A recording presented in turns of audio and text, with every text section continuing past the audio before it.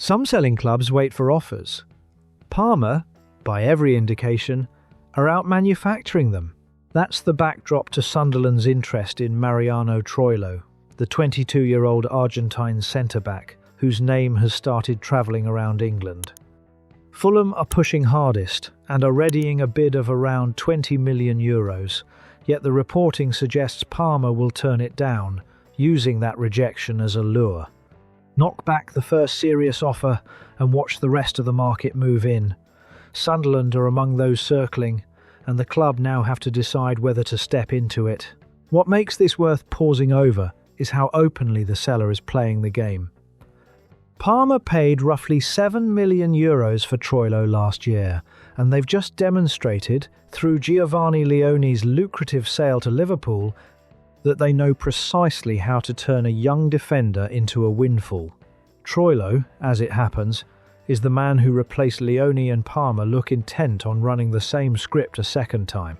The temptation is to take Fulham's pursuit and a famous winning goal at the San Siro as proof of a defender you simply have to land.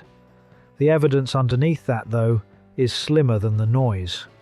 Troilo only became a regular in the back half of the campaign, finishing with 23 appearances and one unforgettable night against Milan.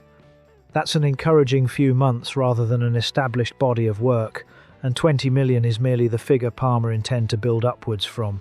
For Sunderland, joining in means bidding against momentum the seller is deliberately generating.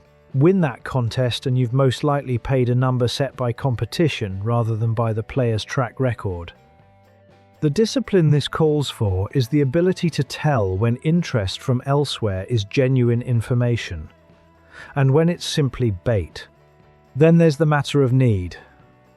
Centre-back is not a position screaming out for reinforcement at the Stadium of Light. Sunderland already carry a well-populated central defensive group.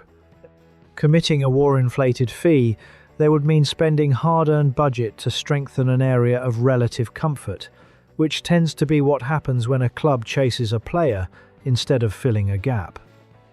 A European season does demand more defensive cover, but cover is precisely the sort of signing you should never overpay for. The clearest way to read this one is to ask whose interests all the noise actually serves. Parma want an auction, Fulham have opened it, and Sunderland's shrewdest move may well be to let someone else win a contest built to be overpaid in, because the defender being marketed this aggressively is one Parma themselves valued at 7 million only 12 months ago.